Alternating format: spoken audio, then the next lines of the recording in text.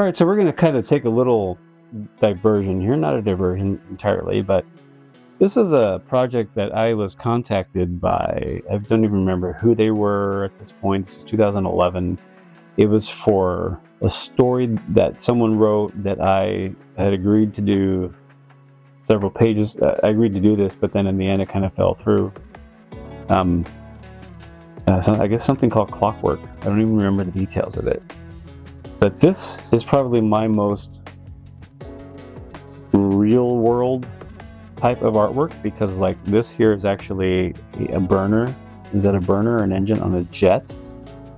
And I had to reference this online, and this is like the story starts in a hangar, and you know there's guys wearing suits and ties, and I had to draw cell phones, you know, all this tech stuff that I had to reference. Guys sitting at a desk. I had to draw cars from multiple angles, because this is what was being written in the story. You know, all that real world stuff, which I'm gonna admit nowadays I don't aspire to draw that stuff. Here's a page that did not complete. I think this is about the time when the project fell through. But you can see more cars. Yay, more cars. Guys holding guns and firearms, and just seems like the spy thriller of the week movie.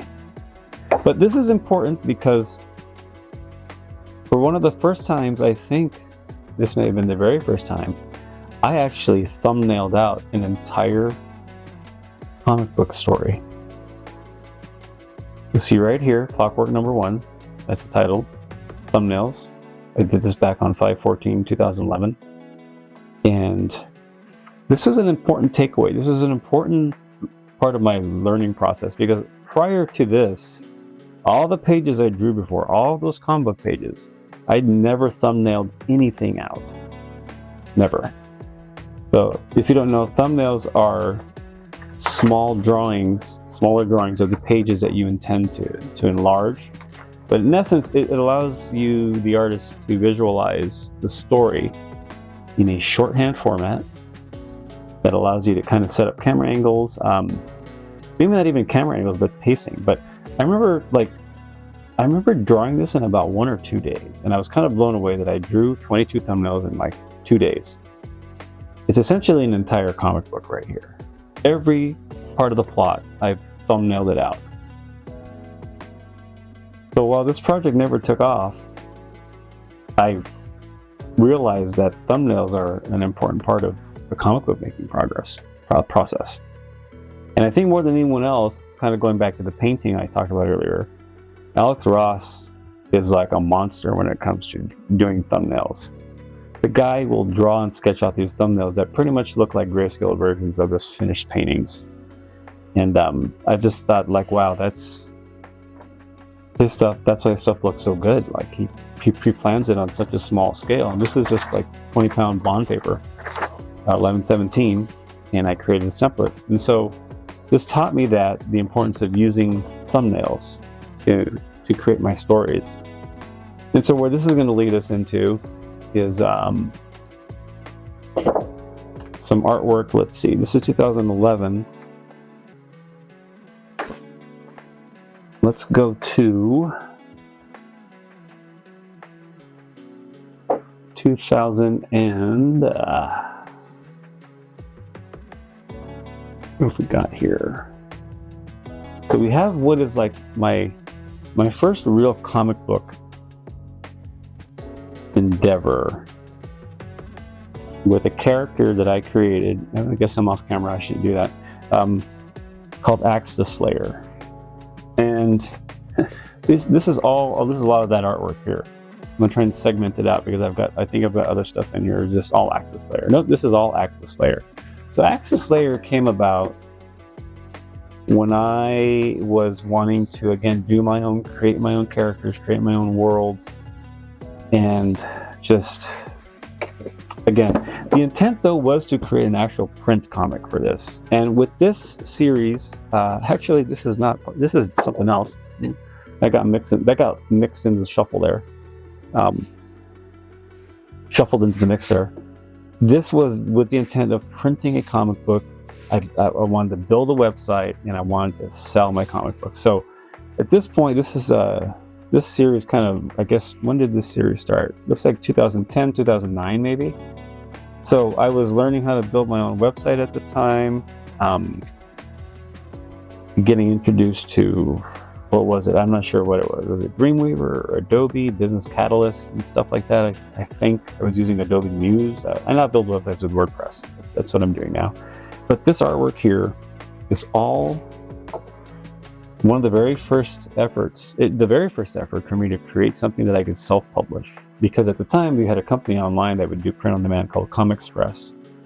And you could do black and whites, or you could do color, and you could do basically low print runs, 10 copies, 20 copies, or minimum of 25 copies, or something like that.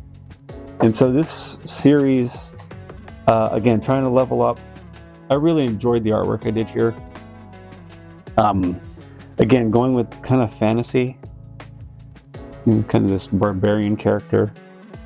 Although not quite barbarian, he kind of has a modernish look to him. But I did a lot of inking with a brush here. I did also with the other series as well, but with Access Slayer, I guess this was like my next level, was really understanding how to use an inking brush. In this particular case, the Winsor & Newton Series 7 brush. I've done a couple of videos on that in like the last couple of years about that's like that was my number one brush. Still a good brush. But again, I did use a lot of inking with a brush here, and to create like these textures in this giant paper gorilla. That brush was like priceless, and I learned a lot using that brush. The ink. Just, man, I could feel that right there. The fur, the hair. And it was just such a time where I was, again, kind of in the groove, kind of like really digging, working, using with a brush, inking. This was before any kind of digital, as far as I'm concerned, for myself. At the time, I think I had Corel Draw or Corel Paint. I had Painter, but I wasn't really doing comic art with it. So there's this entire series here. Again, I can show you all the pages. I'll just kind of thumb through here, but it's a lot. And I think I produced something like 2 or 3 issues. I think it was 2 issues, and I'll relate a story on this one because I kind of got burned. Here's a quote out there. Got burned by the colorist. No ill will to anybody, truthfully, but again, dragons. But going back to that Comics Express company, see if I can find that. I dash off camera here. Probably hear me making noise in the background here. My room's a mess right now because I have to dig up all this stuff. Let's see what we got. Okay, so here are some printed copies of this comic book here. Access Slayer. So what I did was I initially did this as black and white. Here's the artwork. Here's a comic. Say Comic Express. They've now since been defunct for years. But I essentially just did this entirely in black and white. It was cheaper to print. Not as exciting, I know, color's more exciting, but and then here's the letters as well. This time I was using probably either Blambot fonts or what's the other comic font? Comic Craft, yeah. I was integrating some kind of duo shading effects in Photoshop after I scanned the artwork. You can see that there on his face. Digital duo shades to give some kind of value. Here's, like, for instance, here's the original artwork drawn on like some kind of a drawing board, and then here's the page, actual page of artwork. Original art, printed page. and it's all in here.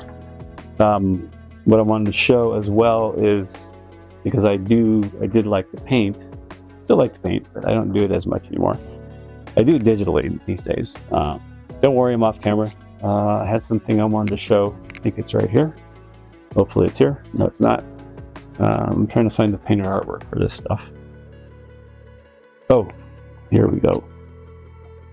So the painted artwork for these pages here, like here's a drawing I did. An initial kind of like a goof cover here, kind of like a spoof cover. I'm not sure where I put that. What did I do it? Because I think this is just a gag online that I did. But like here's the second issue.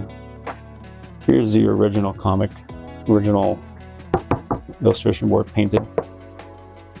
Again, I really just, back in the day, I just wanted to draw my own comics and then paint my own covers. So, comic, original, painted cover art. And then we have, again, the drawing there. The first cover, where is that? It's right here, actually. So here's the Axis Layer original painted cover, gouache watercolor with this here. And that shows up quite so well.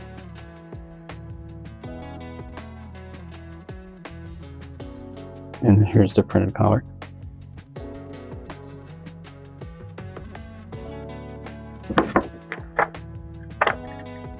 This is the color version, actually. Forgot about that. So I talked about being burned earlier. So I found an artist online from the Philippines to color my comic book. This colorist, he did a great job on the first issue. I loved what he did. He did something that I could not do at the time, which was color, and I thought he did a great job. I prepaid him to color the second issue, and then the guy bailed on me. He never did the work, kept my money. No slight to him or the Philippines.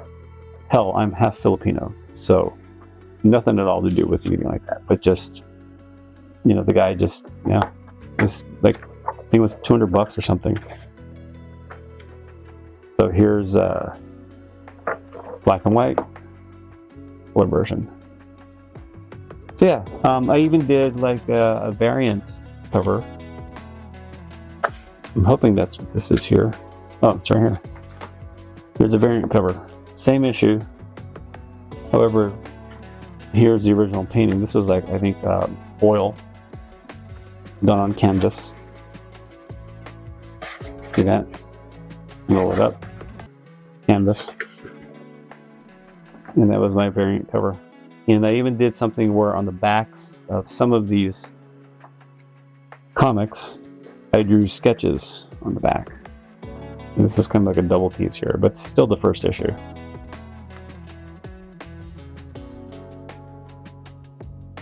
So this is me at the time, now moving to a point where I'm actually thinking about creating a product where this artwork is not just something that it's used to try and get work from Marvel or DC or some other publisher. I'm now creating my own comic. So that is a huge turning point for me, really going indie in the way that I can actually produce my own thing at the end of the day and then market it as my own stuff, and not being stuck with essentially a bunch of fan art that I really don't own and can't really sell with good conscience, even though I know a lot of people do. But to me, I'm just not interested in putting in a lot of work for somebody else's IP unless I'm paid $1 million. Let's get realistic, okay? So that was this here, Axis Layer.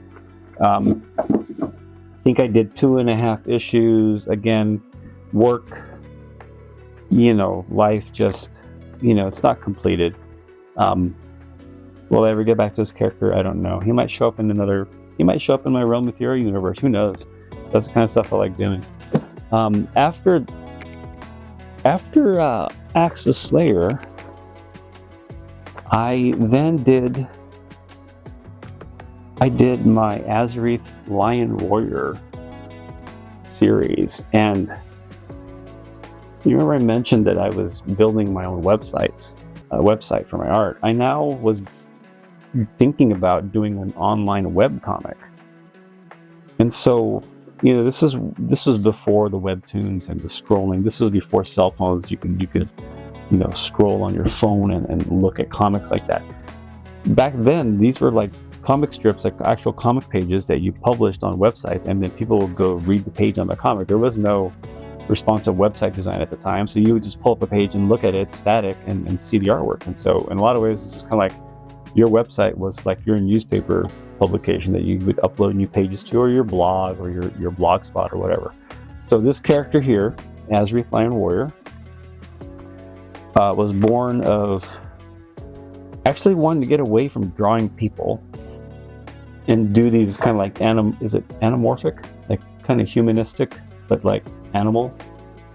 And I had animals, and I had like a race of like these half lion, half man, half bird, half man characters, and there was like half cheetahs and half sabers, and like this was me also drawing a slight change of like trying to draw the actual size, because I said, why am I making these pages 11 by 17? That's what comic book pros do, and they would reduce the page down. But in the day and age of like being able to scan and not having to shoot with a camera like how they used to do back in the day, it's like, why can't you draw the comic actual size?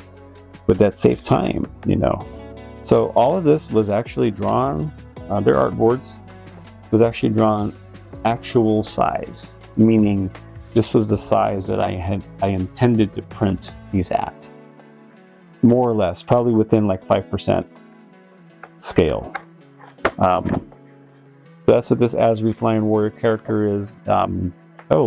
I also have some other fantasy artwork here, not related to my comic book, but this is other stuff. Since we're here, let's just kind of look at this kind of cool stuff I did back in the day. This actually turned into a Realm Ethereal painting, and these are both characters in my Realm Ethereal universe.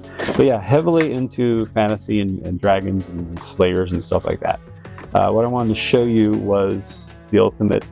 So initially, all these pages came out on my website. It was an Adobe Muse website that I built, integrated with Business Catalyst. I don't know if anyone remembers what that is or even cares at this point.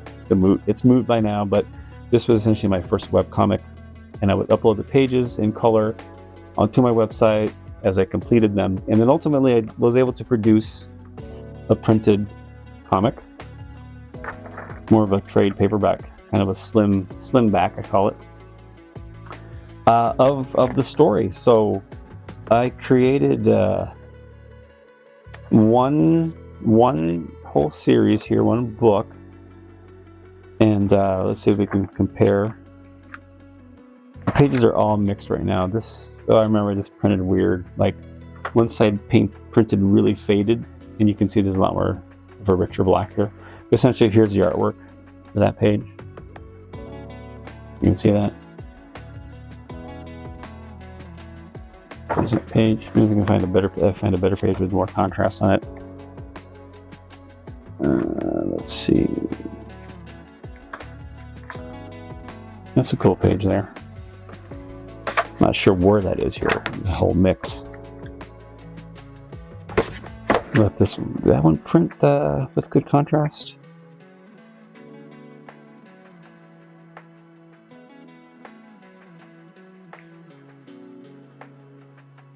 I'll find that page.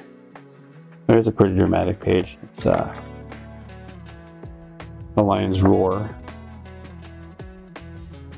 And I even went so far as to, oops, bumped the camera there, to make this thicker by adding like scans of the original artwork.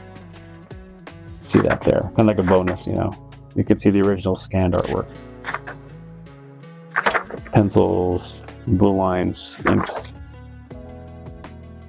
So yeah, this was again moving toward being independent, creating my own characters, creating my own property, printing, publishing. I think I even sold like 3 or 4 copies on my website, which is yay.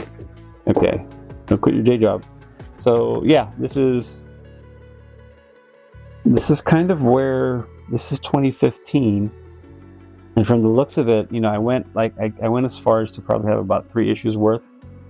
Never really compiled the second and third issues together, but there's a whole bundle of stories here.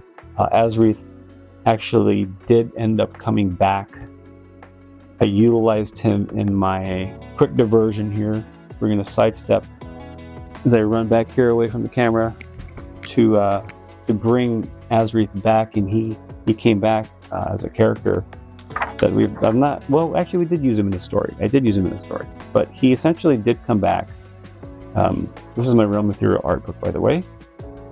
And Asreeth Lion Warrior actually did return in the form of this ethereal guard character.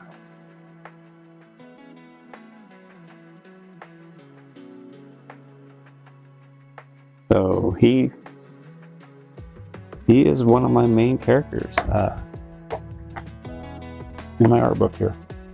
So all that being shown and all that being talked about, this was another critical part of my process, which is moving toward a digital landscape, but putting the artwork online first, creating a web comic of sorts, and then creating a print. And this was all back in 2014. Now with me, sometimes what happens is I get super gung-ho and excited about a project, and then the excitement dies down. And I have a series of, from what it looks like, around that time period, possibly maybe during or a little bit after. This shows 2016, so we'll talk about a little bit about fan art. I've done my fair share. This is more recent time. Here's Iron Man and Nihilus. A scene from a John Byrne comic, Invisible Woman and some alien creature. And again, 2016, ink on paper.